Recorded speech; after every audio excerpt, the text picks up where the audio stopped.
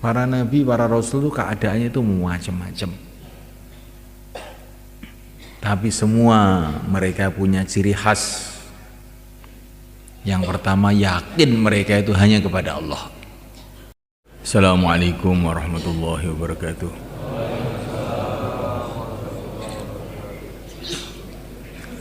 Innal hamdalillah nasta'inuhu wa nastaghfiruhu wa nu'minu bihi wa natawakkalu alayhi wa na'udzu bihi min shururi anfusina min sayyiati a'malina man yahdihillahu fala mudilla lahu wa man yudlil fala hadiya lahu asyhadu an la ilaha illallah wahdahu la syarika lahu وأشهد أن سيدنا ومولانا وحبيبنا محمدا عبده ورسوله اللهم صل وسلم وبارك عليه وعلى آله وأصحابه والتابعين لهم إلى يوم القيامة أما بعد فقد قال تعالى في كتابه الكريم إن الذين قالوا ربنا الله ثم استقاموا تتنزل عليهم الملائكة ألا تخافوا ولا تحزنوا وأبشروا بالجنة التي كنتم توعدون نحن أولياؤكم في الحياة الدنيا وفي الآخرة ولكم فيها ما تشتهي أنفسكم ولكم فيها ما تدعون نزلا من غفور رحيم ومن أحسن قولا ممن دعا إلى الله وعمل صالحا وقال إنني من المسلمين.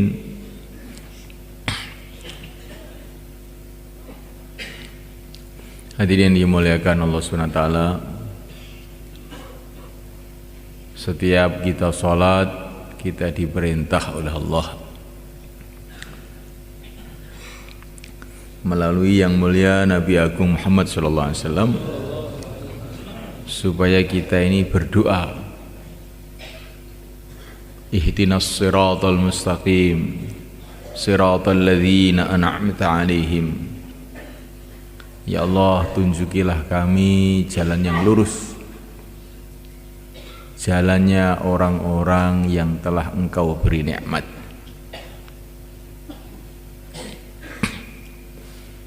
Semua kita,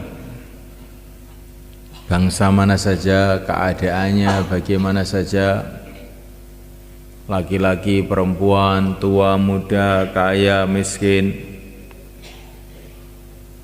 semua waktu sholat berdoa kepada Allah agar Allah memimpin kita, menuntun kita, sehingga kehidupan kita ini mengikuti jalan kehidupan orang-orang yang dikasih nikmat oleh Allah.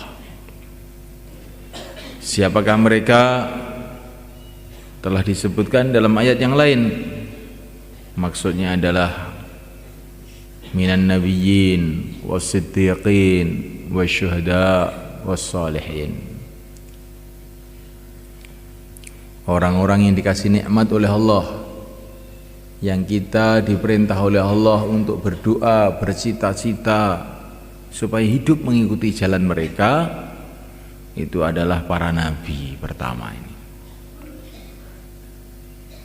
Kita semua ini harus bercita-cita bagaimana hidup kita mengikuti kehidupan para nabi.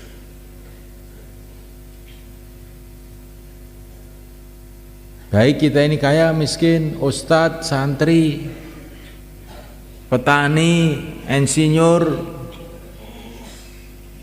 profesor, siapa saja. Mohon kepada Allah supaya kehidupan kita ini mengikuti jejak kehidupan para nabi. Siapa yang ikut jejak kehidupan mereka, mengikuti kehidupan mereka, selamat, dapat ridha Allah. Yang tidak, dia akan celaka, mendapatkan murka Allah. Jadi kita di dunia ini bukan bebas sak maunya kita. Saya mau hidup model begini, saya mau hidup model begitu. Tidak bisa. Kamu ini hamba Allah, kamu ini ciptaan Allah, tinggal di bumi Allah, di bawah langit Allah, dalam waktu-waktu yang telah ditentukan oleh Allah. Sudah waktunya kamu akan dipanggil oleh Allah. Kalau kamu tidak mengikuti arahan Allah, kamu akan celaka.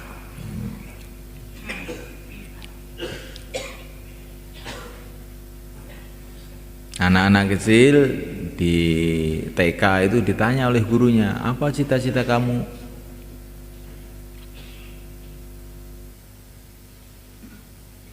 Ada yang mengatakan cita-cita saya ingin jadi raja, ingin jadi orang kaya, ingin jadi tentara, ingin jadi macam-macam. Anak-anak kecil ditanya sama gurunya begitu itu. Itu sebetulnya pertanyaan-pertanyaan yang bisa menipu. Tidak. Semua kita kecil, besar, tua, muda, cita-citanya harus satu. Bagaimana hidup kita itu mengikuti kehidupan para nabi.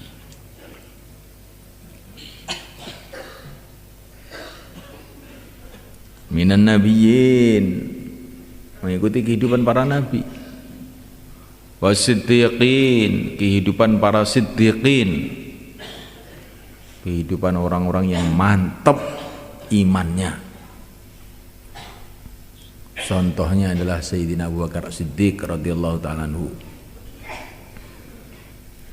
Wasyuhada, ini yang ketiga, mengikuti kehidupannya orang-orang syuhada. Wassalihin, dan mengikuti kehidupan orang-orang soleh. Empat ini contoh kehidupan yang diridhoi oleh Allah, yang harus kita cita-citakan. Bagaimana kehidupan kita mengikuti kehidupan empat golongan ini. Bukan mengikuti timur, bukan mengikuti barat, mengikuti empat golongan itu.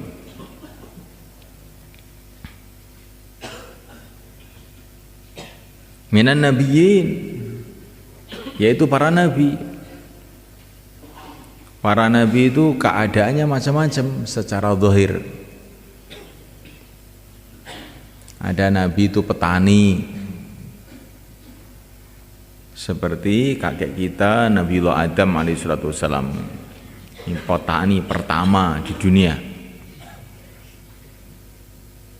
Beliau bertani padahal sebelumnya belum ada orang bertani. Belajarnya dari mana? Allah kirim malaikat Jibril ngajari Nabi Adam itu untuk bertani. Jadi ilmu pertanian itu juga asalnya dari langit sebetulnya. Cuman orang-orang sekarang sudah lupa. Petani pertama itu seorang nabi.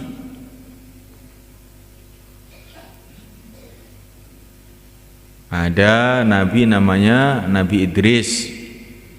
Kerjanya itu bikin pakaian.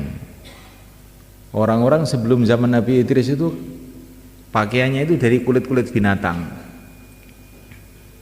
Nabi Idris dikasih wahyu oleh Allah membuat baju, bikin tenunan, bikin jahitan. Jadi ilmu menjahit itu juga asalnya dari wahyu, asal mulanya itu.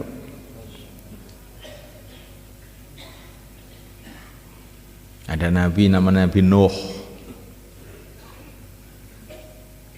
Beliau ini adalah nabi yang diperintahkan oleh Allah membuat kapal. Jadi pembikinan kapal, bagaimana membuat kapal itu asal mulanya itu dari wahyu. Wasna'il fulka bi'ayunina wa wahyina. Di Nabi Nuh itu membuat kapal dengan wahyu Allah, bukan dari ITS, Institut Teknologi Surabaya, bukan.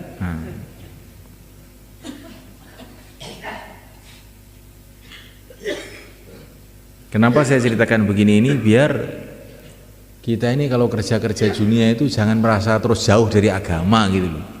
Ini sebetulnya kerjanya para nabi juga dulu itu. Saya ini petani gak bisa sholat.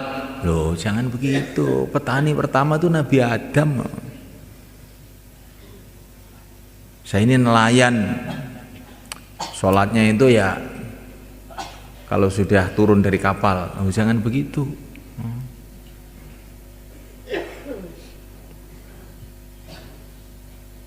Ada Nabi itu pegawai negeri. Nabi Yusuf alaihissalam, beliau ini adalah Menteri Ekonomi dan Irigasi di Mesir. Dan irigasi saluran-saluran air yang dibikin Nabi Yusuf itu sampai sekarang masih ada, sudah ribuan tahun itu masih ada. Jadi jangan gara-gara nurut banyu lali karo agama.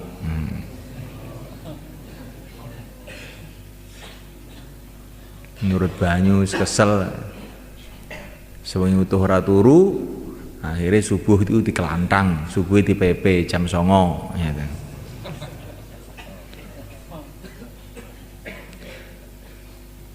Jadi sudah mulaikan Allah SWT, para nabi, para rasul itu keadaannya itu macam-macam, tapi semua mereka punya ciri khas. Yang pertama, yakin mereka itu hanya kepada Allah. Mereka ada yang petani, mereka ada yang pedagang, mereka ada yang bikin kapal, mereka ada yang bikin baju, mereka ada yang pegawai negeri, ada yang mereka tentara. Nabi Daud itu tentara, tentaranya Raja Tolut. Tapi semua yakinnya hanya kepada Allah saja. Yakin kepada Allah itu bagaimana? Tertanam dalam hati ini yang berkuasa di dunia ini hanya Allah. Manusia tidak berkuasa, jin tidak berkuasa, malaikat tidak berkuasa, benda-benda tidak berkuasa. Sistem-sistem tidak berkuasa. Yang berkuasa adalah hanya Allah.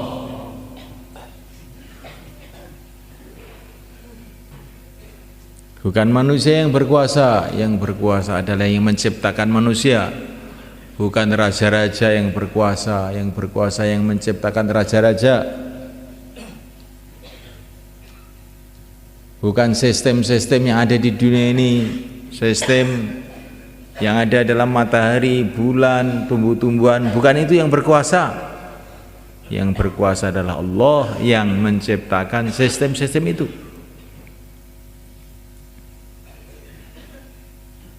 Ini mulaikan Allah SWT. Apa saja yang ada di alam semesta ini hanyalah makhluk diciptakan oleh Allah. Kalaupun ada manfaatnya karena dikasih manfaat oleh Allah.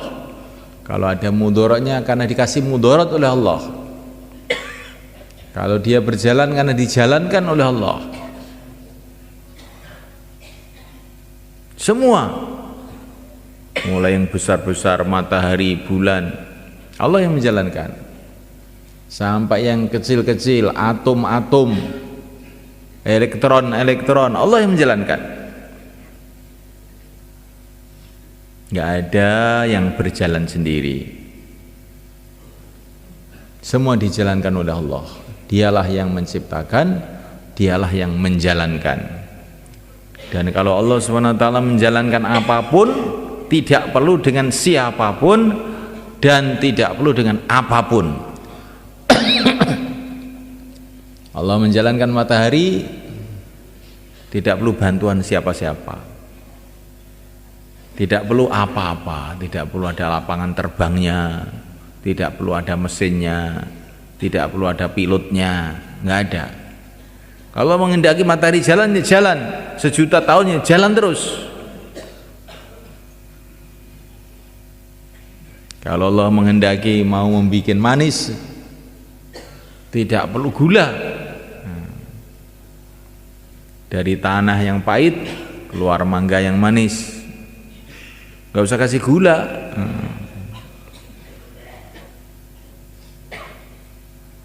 Semua dari tanah, mangga dari tanah, manggis dari tanah,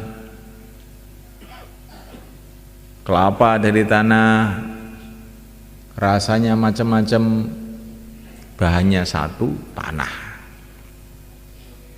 Jadi kalau Allah itu menghendaki bahan satu bisa macam-macam.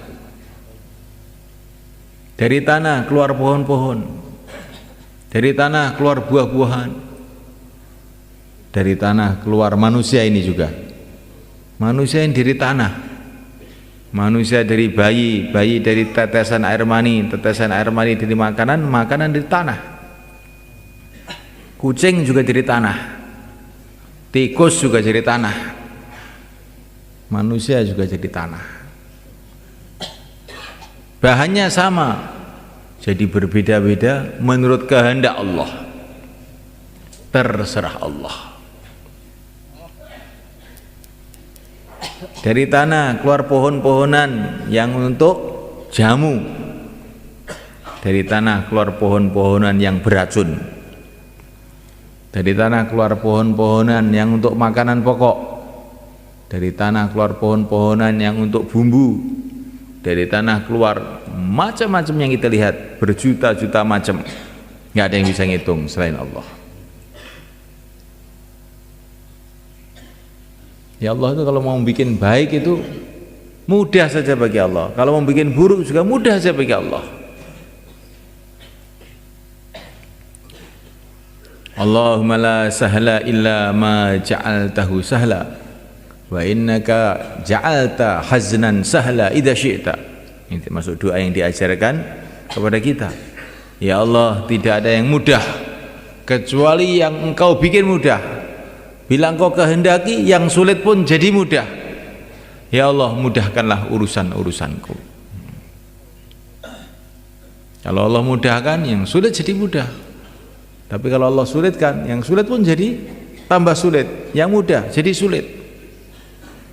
Maka manusia itu bergantung kepada Allah. Itulah yang ada dalam hati para nabi. Bergantung hanya kepada Allah saja.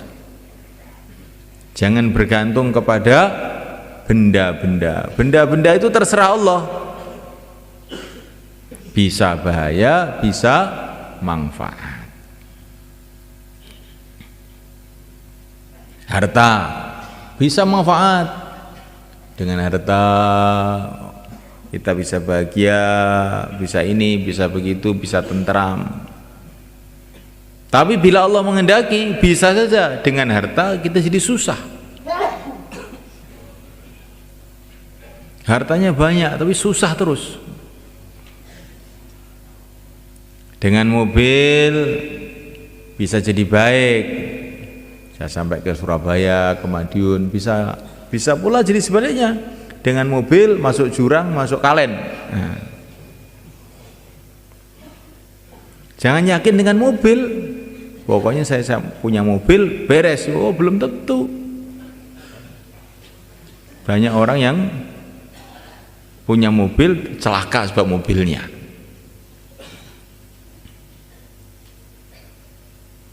Istri, jangan kita yakin dengan istri, yakin kepada Allah.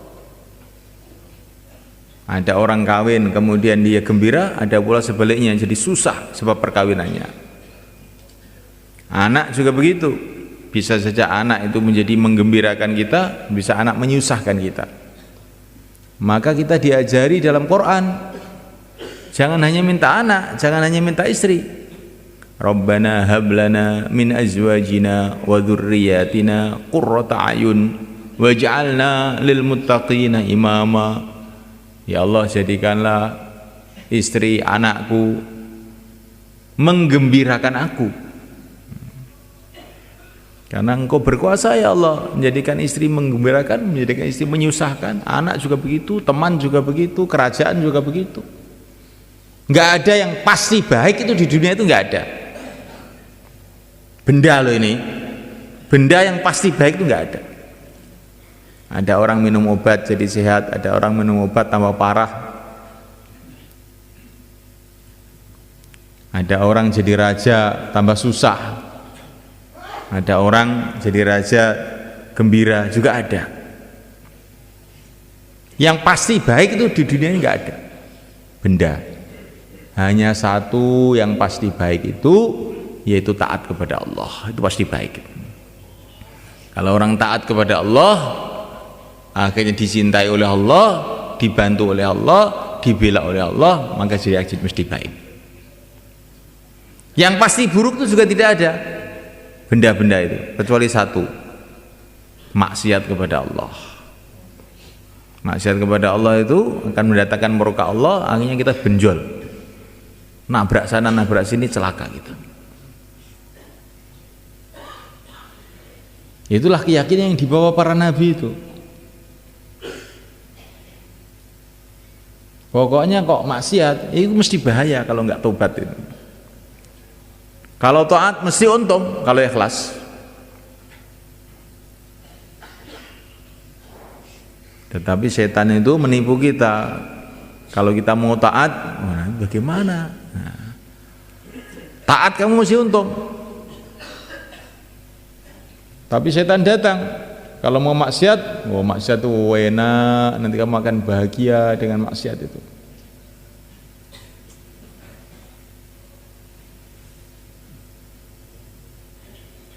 Assalamualaikum. Pak, lihat saya, ya, insya Allah.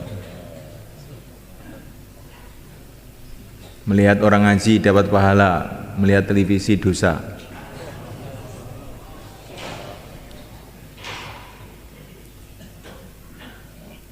Melihat orang iman dengan penuh kasih sayang dapat pahala.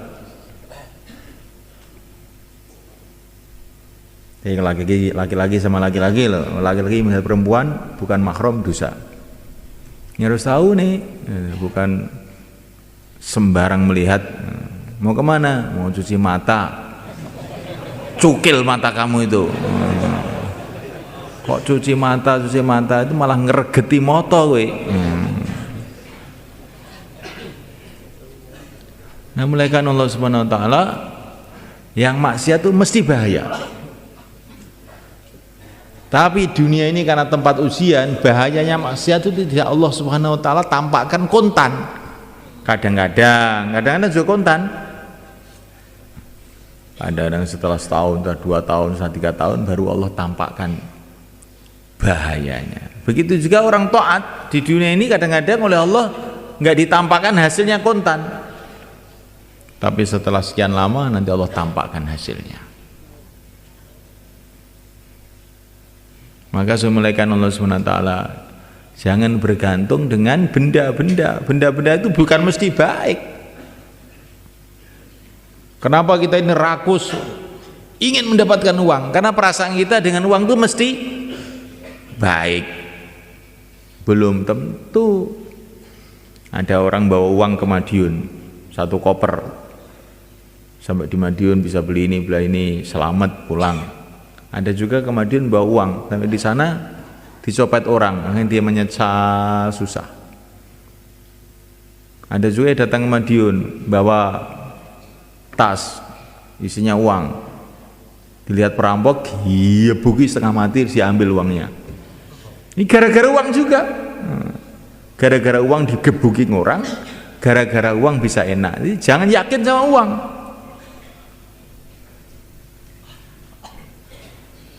Maka ada seorang mau pergi ke pasar, mau beli kuda. Zaman dulu ini ditanya oleh seorang ulama, mau kemana kamu? Mau ke pasar. Untuk apa? Beli kuda. Maka ulama tadi nasihati, kamu jangan begitu. Insya Allah saya akan beli kuda. Begitu. Kalau Allah menghendaki nanti ya beli kuda. Kalau Allah tidak menghendaki, ya tidak bisa. Kenapa begitu Pak Kiai? Uang sudah jelas di saku ini, kuda sudah jelas di pasar. Kok insya Allah itu loh. Maka akhirnya dia pergi ke pasar. Ternyata uangnya hilang. nggak bisa beli kuda. Terus pulang ketemu Pak Kiai lagi, loh mana kudanya? Insya Allah hilang. Oh hilang kok insya Allah gimana? Nah, katanya tadi suruh insya Allah, saya tidak mau insya Allah, uang saya hilang, akhirnya insya Allah hilang. Ya.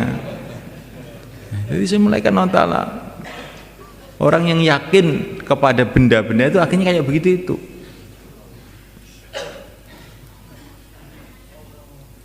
Pelajar ini tahun ajaran baru, pikirannya kalau saya dapat ijazah sudah pasti hidup saya itu sukses. Oh belum tentu. Yang mensukseskan kamu itu Allah. Maka jangan gara-gara sekolah kemudian nggak sholat. Banyak sarjana ekonomi malah melarat, tambah hari tambah banyak. Bukan banyak uangnya, banyak hutangnya. Yang tidak punya ijazah, tamatan SD, jualan bakso malah laku. Yang sarjana ekonomi jualan bakso malah tidak laku. Ini banyak kita lihat. Orang-orang Temboro yang kaya-kaya itu kebanyakan nul pudul, nggak pernah sekolah itu. Kamu lihat aja, ini orang Temboro mesti tahu. Sing sekolah-sekolah itu malah ngentek nih duit bapake, itu gak iso golek duit. Jangan yakin dengan ijazah, jangan yakin dengan apa saja usaha. Yakinlah kepada Allah. Orang Jepang katanya pinter bikin reaktor nuklir beberapa tahun yang lalu. Tahu-tahu reaktor nuklir yang meledos, kena tsunami, bingung semua. Nah, sekarang teknologi kamu justru menyusahkan kamu, bukan menggembirakan kamu, menyusahkan kamu. Negara-negara yang punya senjata-senjata canggih-canggih, punya bom atom, kata Maulana Umar, nanti satu saat mereka akan menyesal karena bom atom itu akan meletus di rumahnya sendiri. Nah, maka orang-orang yang nggak punya bom atom, alhamdulillah kok saya tidak punya bom atom. Nah, punyanya kacang atom aja. Nah. Betul malah kan. Jadi benda itu nggak ada yang jaminan mesti menimbulkan kebaikan, nggak ada benda itu. Tapi manusia tidak berpikir. Manusia tidak berpikir bahwa teknologi mesti mendatangkan kebaikan, harta mesti mendatangkan kesuksesan. Ini pikiran yang keliru. Para nabi, para rasul mengajarkan kepada kita, yang pasti baik itu taat kepada Allah, yang pasti buruk itu maksiat kepada Allah. Yang lain-lain itu terserah Allah, bisa baik bisa buruk. Maka yang penting hidup manusia itu taat sama Allah, itu aja yang dipikirkan. Bagaimana saya taat kepada Allah? Kalau taat kepada Allah, apapun keadaannya, akhirnya jadi baik. Bagaimana tidak?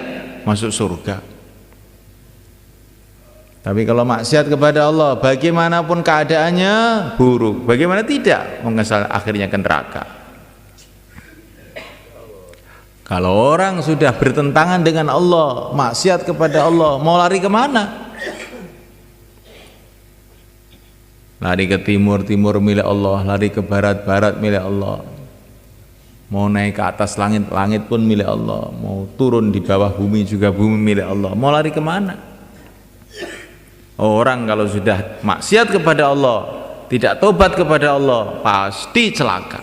Nggak akan bisa tidak. Kalaupun kelihatannya sekarang itu masih meger-meger, segar, bugar, itu karena belum waktunya saja. Orang naik mobil Mercedes, jalan tol, enak, nggak tahu di depannya itu jurang. Orang-orang takjub, kok enak temen, nggak ngerti, baru beberapa menit jungkel di situ, hancurlah dia sebenarnya. Itulah ibaratnya orang maksiat. Walaupun enak pun enak menuju neraka. Enak apa? Bukan enak. Tapi kalau orang taat, walaupun naik dokar, naik cikar, jalan kaki, kakinya kena duri, berlumpur jalannya, tapi ini menuju taman-taman yang indah, nggak apa-apa. Minan nabiyyin, inilah yang harus kita ambil dari pelajaran para nabi itu. Yakin kepada Allah.